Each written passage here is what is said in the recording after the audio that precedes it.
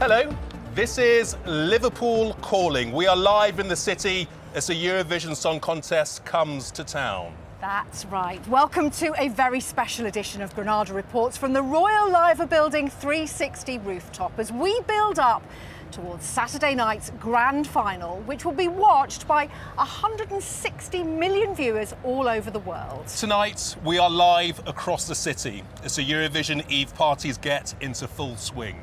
And it's all eyes on the city's arena. Look at this incredible view from the top of the Hilton Hotel across the road. Inside, rehearsals for the big show are well underway. This is, of course, Ukraine's party. It's just happening at our house. Yes, Liverpool stepped up to host the competition after Russia's invasion made it unsafe to hold it in Ukraine. The result has been a beautiful mix of two very different cultures. Refugees from Ukraine, tourists from across the world, and of course Liverpudlians have come together to experience this once-in-a-lifetime event. First tonight, our correspondent Rob Smith reports on the build-up to the big night. And just a warning, there are flashing images.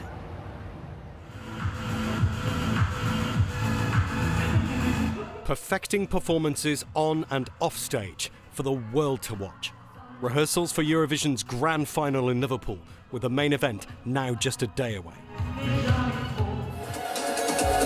For fans from across 2 countries, Europe and the world, the wait's almost over. Fans including the leader of a major Ukrainian city that wanted to host it. The Russian invasion completely changed our plan. First of all, thank you for support Ukraine. And thank you for Eurovision. Amazing atmosphere. Brilliant people from all over the place. Foreigners, people from outside Liverpool, all smiling, all being happy together. It's the happiest place on earth. Everybody comes together.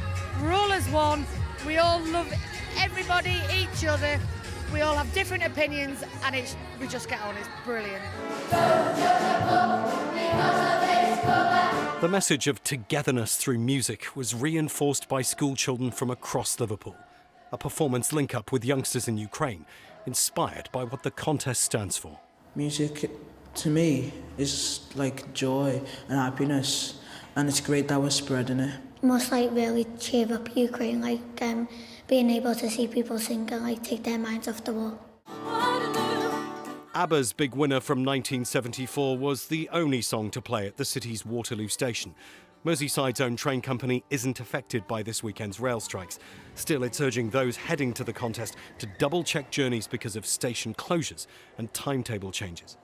Prepare, think about which services you're going to be using, know which station you're going to come into and which one you're going to go home from. Go on to merseyrail.org. Please do prepare and give us a bit more time. It's going to be really busy, so bear with us. There'll be plenty of staff. Not everyone trying to reach Liverpool will find staff or a train. Platforms for operators like Avanti taped off the main Lime Street station. But an array of volunteers are still welcoming those who've managed to get in. The atmosphere has just been absolutely fantastic. I've met so many different people from different countries. I've met a Norwegian couple, a Swedish couple who asked me to vote for Sweden in the Eurovision final because they were sitting next to the guy who wrote the song. So I was like, yeah, come on, Sweden. Exploring the city's musical landmarks is still high on the to-do list of both visitors and competitors. One Nation's act overjoyed in following the Fab Four's footsteps. Slovenia's band in particular, huge Beatle fans who'd said the other week, they were, which is ironic when the one thing we're looking forward to, bearing in mind they're going to be playing in front of millions at the arena. The one thing we're looking forward to is playing the Cavern Club. And they're the lads in their early 20s. There's now little time left for any tweaks to lights or costumes. The stage, the arena, the city is set. Rob Smith, ITV News. Well, joining us now is Claire McColgan, the Director of Culture Liverpool. I know that you played a massive part in getting Eurovision here. Looking down on the view that we see, the sounds that we hear, Is it everything you'd hoped it be or more? Oh, it's loads more than I hoped it'd be. We were very determined when we started to bid for Eurovision that we kind of know we do really, really big events really well in this city. You know, we've got a very big history of doing them. But Eurovision for me is something really special, especially because we're hosting it on behalf of another country. And for me, Eurovision summed up everything that is brilliant about Liverpool. It's got a huge heart, but it also knows how to party. And I think over the last week, you can just see that absolutely through every single person that's come out to support our Ukrainian friends, but also the brilliant visitors that we've had kind of flooding the city. It's been incredible. It really is a massive event, Claire. Just give us a sense of how difficult it's been to put all of this together. Well, it's been very condensed, so we've had to do it in 6 months. So it's an event that should take a year to plan, and we've done it in 6 months. But we've done it how we did Capital of Culture. So the same team are working on this that did European Capital of Culture. So our learning was there then. So we've got an education programme, a community programme, an arts programme. We've really kind of supersized Eurovision. And we've done that because this city's economy relies on tourism, and this is our biggest calling card to the world. And what a calling card it's been. It's been incredible. Thank you, Liverpool, you know. And it is renowned for welcoming people. It is renowned for being a city of acceptance. Is that why it's played a good host, do you think? Yeah, it is. I think people really get it. We're doing this on behalf of another country. It shouldn't be ours.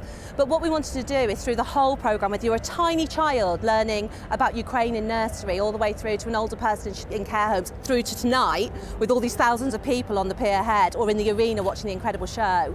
You know, it's looking at that kind of whole contemporary arts culture of Ukraine, but then also looking at Liverpool and what Liverpool does really well, and it is that welcome. But it's also it's its architecture, it's its beauty.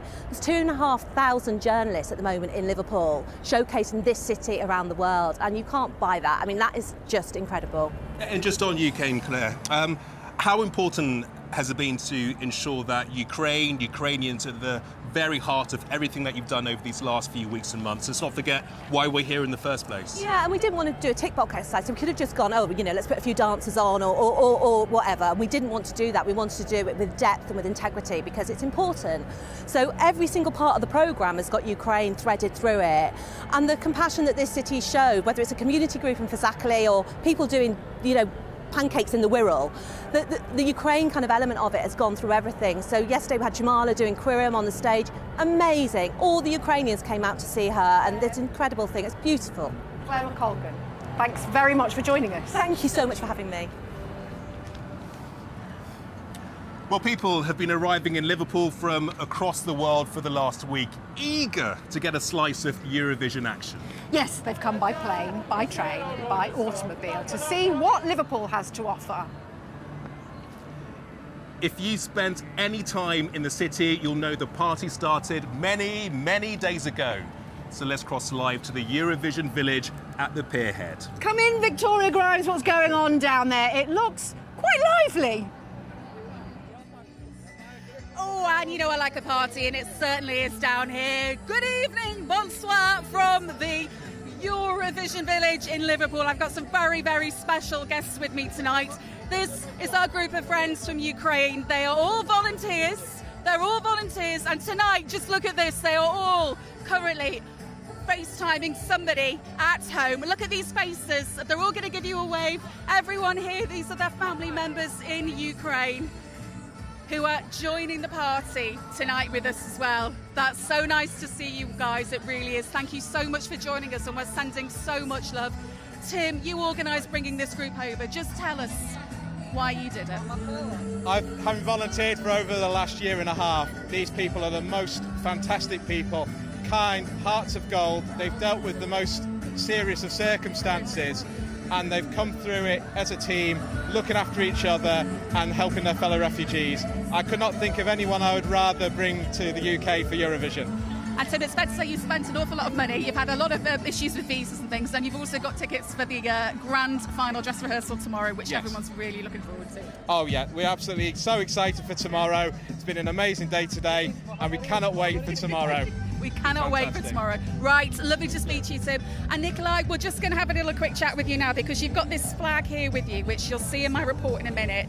This flag is very, very special. We'll tell you why. And I'll tell you now that Nikolai's been walking around with this all week, close to his heart. You had it, didn't you? Close to your heart. He's had it there every day. And you'll also hear in the report as well that Nikolai's been very worried about his brother who's been fighting. But you've got good news today that your brother is okay. Yeah, my brother is okay. Hospital, but on leave. He's alive. He's alive. I'm so pleased for you. We really are. Daniel, come over here. Where are you? This is Daniel, our doctor. Daniel, our doctor. What's this trip meant to you guys, and how's Liverpool welcomed you? It's really helped us. It's give us a little break before our volunteers work because our work in the hospitals and so on and so on. For about Liverpool, Liverpool was really very warm to us with big great heart and very welcome. Been very, very welcome. Well, you can see more about their journey now. What it remains to say is Slava Ukraini! Героям слава! Expressions of happiness and relief. For the first time since war began, they're safe. Eurovision a million miles from the horrors of home. Straight away, they want to show us a flag. It bears the handprints of those children and mothers abused by Russian forces. They promised they'd bring it to Liverpool. I know, never walk alone. I'm so pleased and so thrilled to have them here. Have a break, really, from the war zone. Eurovision's theme is United by Music. And in Liverpool, the sounds of Ukraine are everywhere. From the country's buskers and train stations to their hero Jamala taking centre stage.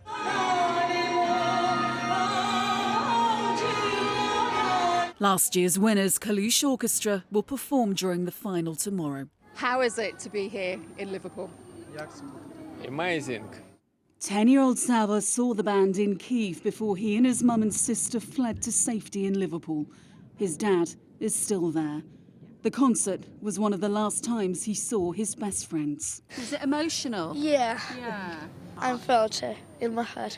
What would your message be to people from Ukraine who've come here to Liverpool to find safety, especially the kids? I'd like to greet all children of Ukraine, stay strong, remain resilient, and do listen to Ukrainian music. Everyone's playing their part to help them feel at home. Ukrainian journalist Maria is providing tours of the city. Right behind us is the Hillsborough tragedy monument, so they find out things like that and how the city united despite negative things, much like Ukraine is doing. And where better to get in the mood for Eurovision than Matthew Street. And I would never think that I will be here where the Beatles were born. We are big fans. I'm happy that the kids, they are able to see it. I'm pretty sure that for now, they don't realize the moment, but later on, they will be very grateful that we brought them here. It's John Lennon. Do you know who that is? She's having one music like We Are Swimming Yellow Submarine. Yes, exactly, that's right. Yellow Submarine. A yellow submarine.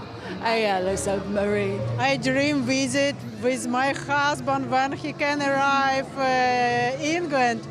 I hope we can leave children at home and have time together.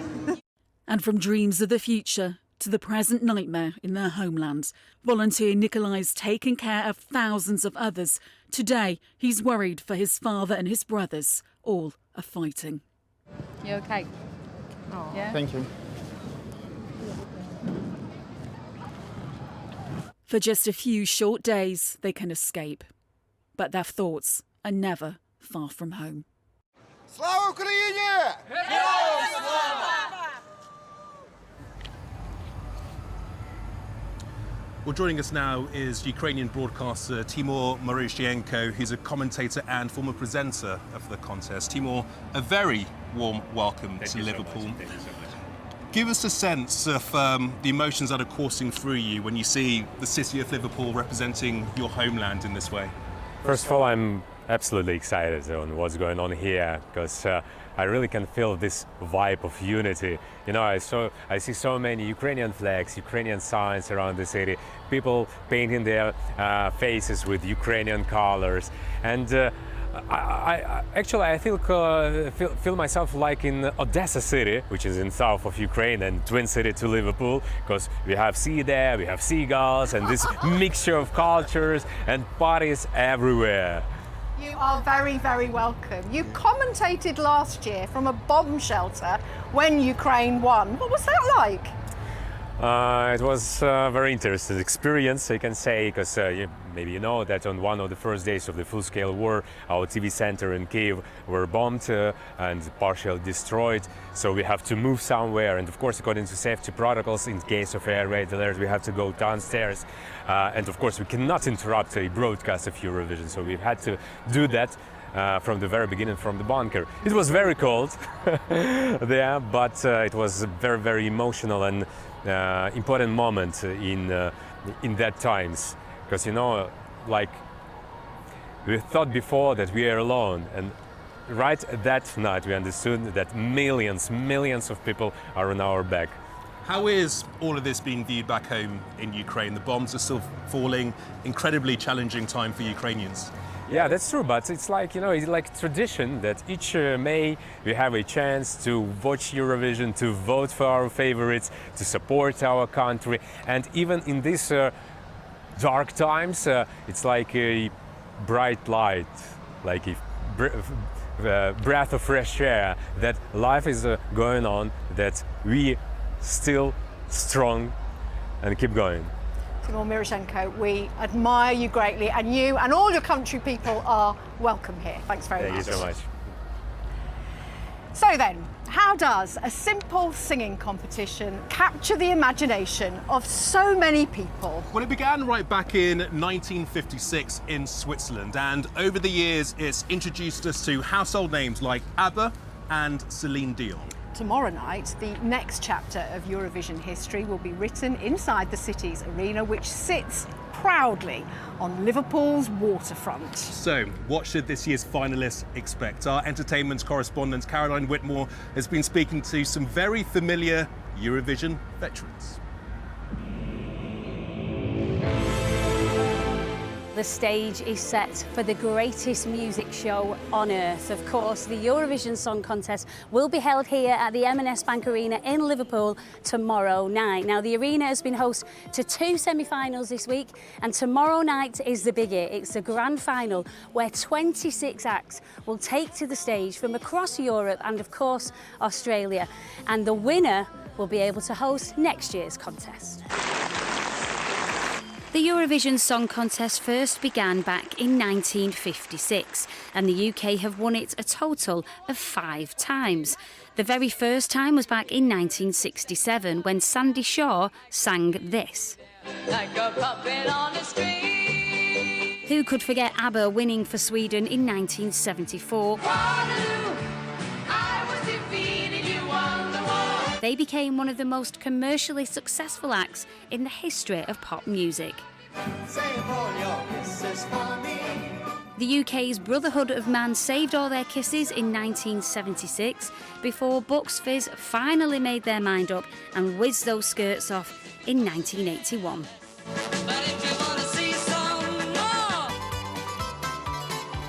Stockport's very own Daz Sampson represented the UK in Athens back in 2006. If you're telling me that I was the 19th best song in that arena tonight, then something is going wrong. But our most successful representative from the Northwest was singing Scouse songstress Sonia, who was runner-up in 1993. Have you still got your purple jumpsuit? I've got a story about that purple jumpsuit, actually. I haven't got it because the BBC wouldn't let me keep it. What? I know. But a few years later, I was watching TV. You know, remember Stars in Their Eyes? I do. I used to work on it. I was a runner. Well, someone was being me. And didn't she only have the suit on? I swear I was livid. I was like, there's my suit! You produced and signed Sonia. I've not come last in Eurovision, which is, I can proudly say we didn't get 0 points. It's an amazing event. Amazing it's in Liverpool, isn't it? I mean, it's huge. I mean, they probably could have sold the tickets 3 times over.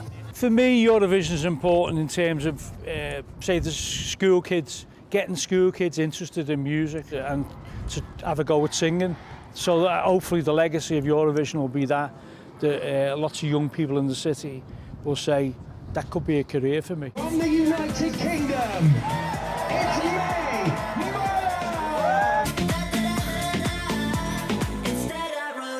is a good little song. It's a Eurovision song. She's got a chance, I think. She's got a pretty good chance. She's young, she's fresh, she's vibrant.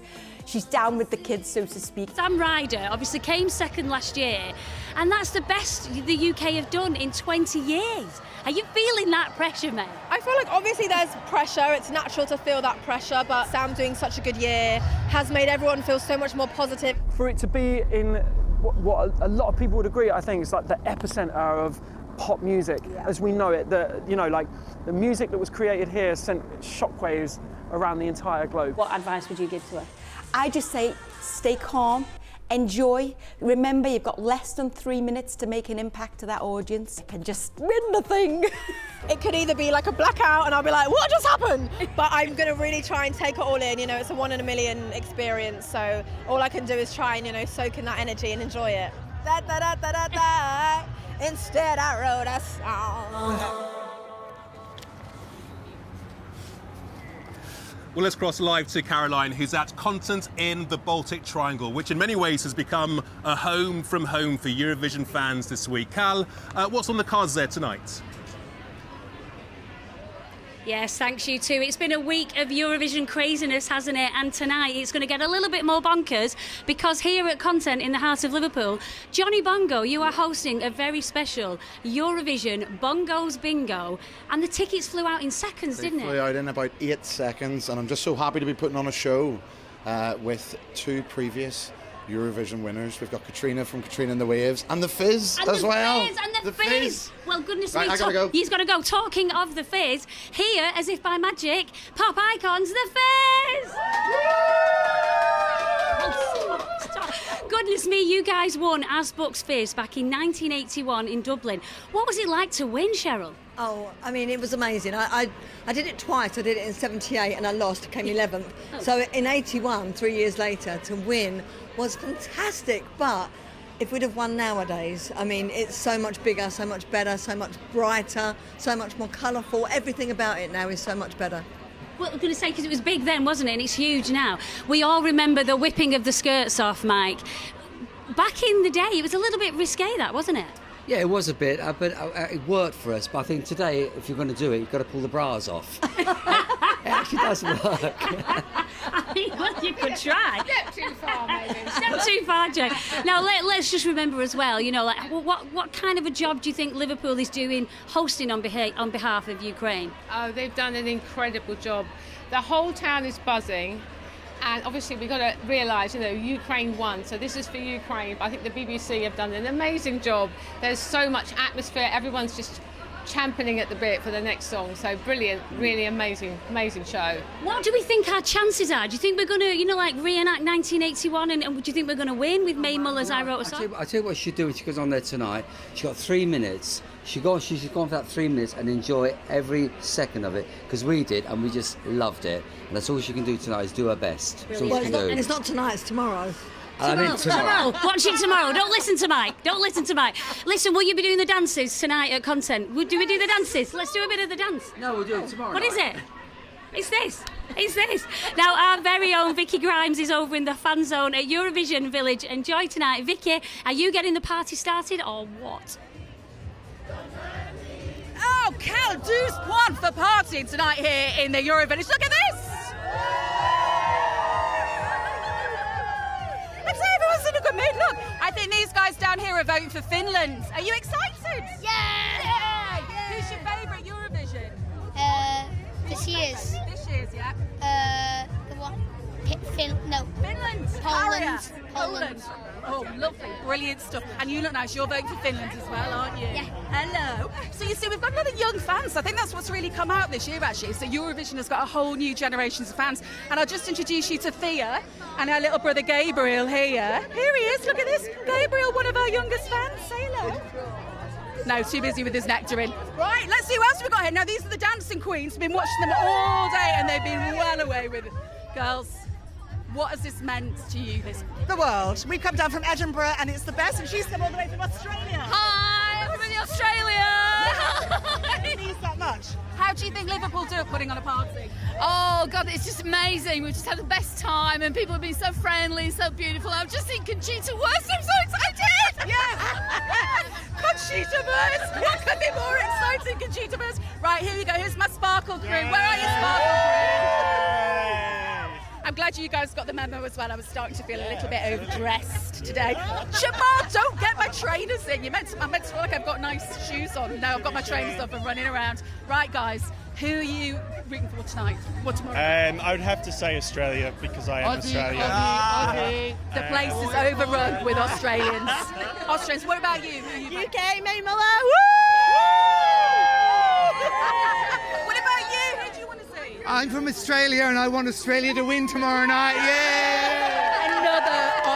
Another Australian. And these ladies here, I think the final word should go to them. Ladies, are you having fun? We're having lots of fun. I've got a jacket like this in red. Why are you wearing it? That's it from us here. Thank you so much. Say bye, everyone.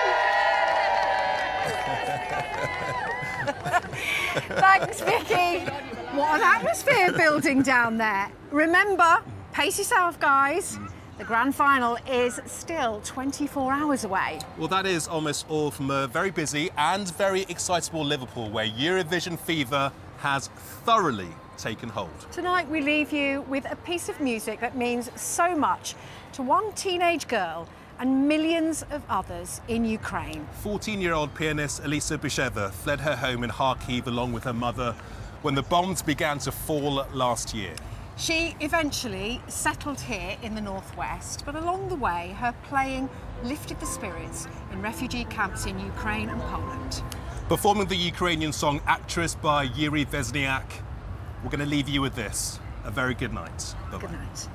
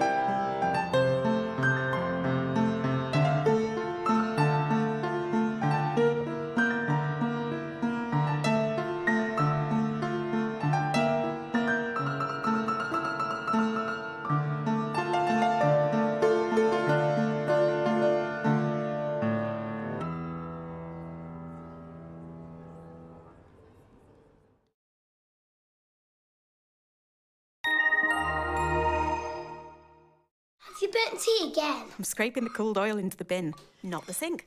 Can we eat outside? It's nice. United Utilities sponsors ITV Granada weather. Hello there. Well, because Granada reports have been live from Liverpool and Eurovision this evening, of course we had to do a Eurovision fest of pictures. Pictures from the epicentre from the last couple of weeks, and absolutely glorious they are too. And there's more where that came from. I'll have a few more for you tomorrow. But as we head into the weekend, it's looking absolutely glorious tomorrow. So lots of sunshine for the big final. Rain later on Sunday and then settling down again. So settled, briefly unsettled, and then settled again. And here's the weather for the locations for all of the finalists for their hometowns, or if you happen to be jetting off to Europe this weekend. Rewinding though to the weather for the next few hours closer to home, it's all quite straightforward. A little bit of cloud overnight tonight in some places, but largely clear skies, bit of mist and fog in one or two spots. There is a chance of seeing the northern lights overnight tonight, so keep your camera close to hand.